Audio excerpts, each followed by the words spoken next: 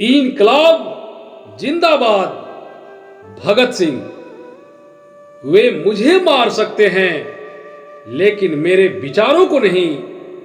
सरदार भगत सिंह। अगर मैं गुलाम भारत में शादी करूंगा तो मेरी दुल्हन सिर्फ मेरी मौत होगी।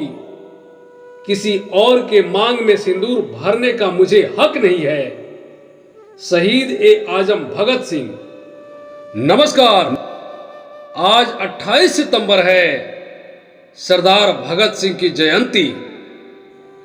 खुशी के इस पावन अवसर पर मैं doctor Chhotelal Gupta, assistant professor, Sardar Bhagat Singh को कोटि कोटि नमन करता हूं। सरदार भगत सिंह की जीवन और उनकी मृत्यु दोनों को मैं दुनिया का महानतम साहित्य मानता हूं। इसलिए आज भगत सिंह से जुड़े कुछ प्रसंगों पर चर्चा करेंगे और उनके जीवन से कुछ सीखेंगे और अपने आप पर इठलाएंगे और अपने भारतवर्ष के इतिहास और अतीत पर गर्व करेंगे। जब भगत सिंह सिर्फ 12 वर्ष के थे तब पंजाब में जलियांवाला बाग हत्याकांड हुआ था। वो बैसाखी का दिन था। ब्रिटिश फौज ने उत्सव का दिन मातम में बदल दिया। हजारों बेगुनाह लोगों को गोलियों से भून डाला। भगत ने खून से लाल हो चुके उस जलियांवाला बाग की मिट्टी को हाथ में लेकर सौगंध ली थी कि अंग्रेजों को छोड़ूंगा नहीं। 12 साल की अबोध आयु में उनके उम्र के बच्चे गिल्ली डंडे खेल रहे होते हैं। भगत ने उसी समय तय कर लिया कि अंग्रेजों के खून से होली खेलेंगे, और जो तय कर लिया उसे करके दिखाया। एक दिन की बात है कि नन्हा भगत मिट्टी में कुछ दबा रहा था। तभी उनके पिता ने उनसे पूछा कि क्या कर रहे हो भगत? भगत बोले, बापू, इनकलाबी हो रहा हूं, धरती में बंदूक बो रहा हूं। एक बीज से हजारों बंदूकें जन्म लेगी। अंग्रेज गिन नहीं पाएंगे कितनी गोलियां चली। सचमुच भगत सिंह की दागी हुई गोलियों को गिनने में अंग्रेजों का गणित कमजोर पड़ गया। भगत बचपन से ही किताबों के बड़े शौकीन थे।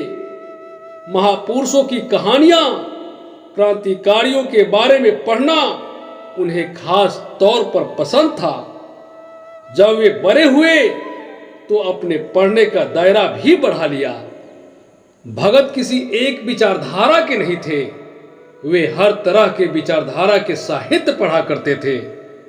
भगत जब जेल में थे तो लेनिन को भी पढ़ते थे और स्वामी विवेकानंद को भी, मार्क्स को भी पढ़ते थे और गुरु गोविंद सिंह को भी। भगत ने जो भी किताबें पढ़ी उसने भगत को एक नए सांचे में ढाला, उनके सोच को एक नया आकार और विचार दिया। भगत आलमे इकबाल के शायर से बहुत प्रभावित थे। उन्होंने अपने नोटबुक में इकबाल के कई शेर लिखे थे। मुझे कुछ याद आते हैं।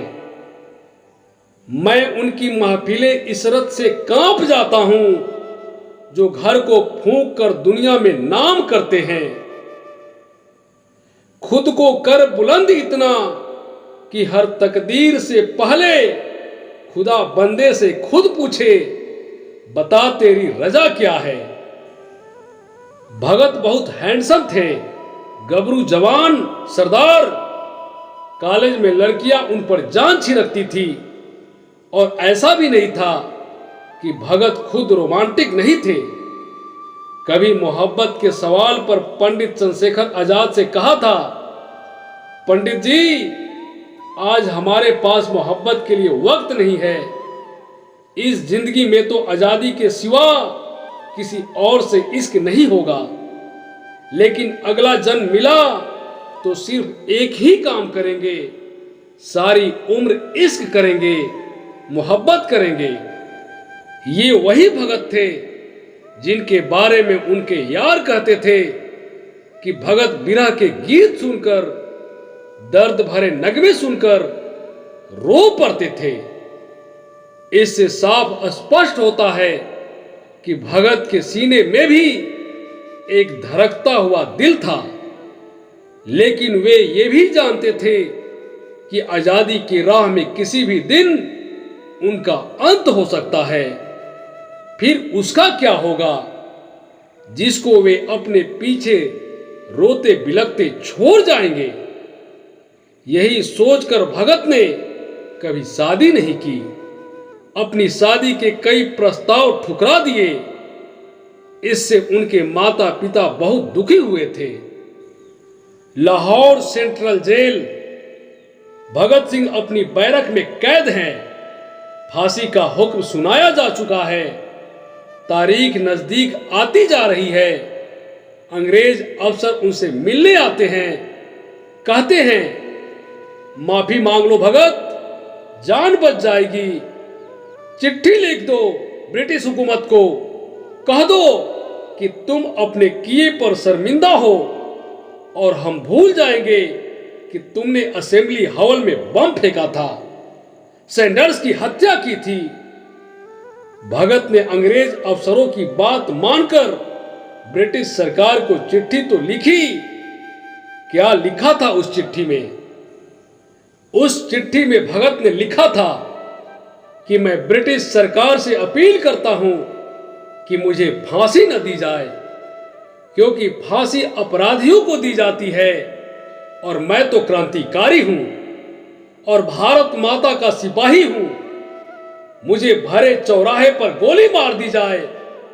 ये युद्ध का विधान है कि गोली से मरने में सिपाही की शान है। लेकिन बेगैरत अंग्रेजी सरकार ने एक देशभक्त की जरा सी ख्वाहिश तक पूरी नहीं कर पाई। पहुंचा दिया भगत को फांसी के तख्ते तक, और भगत ने फांसी के फंदे को ऐसी दीवानगी से चूमा जैसे मेहंदी से सजी हुई अपनी दुल्हन का हाथ चूम रहा हो। ऐ दुल्हन मैं राख बन सतलज नदी में बह गया, पूछ मत तेरी जुदाई दिल पर कैसे सह गया।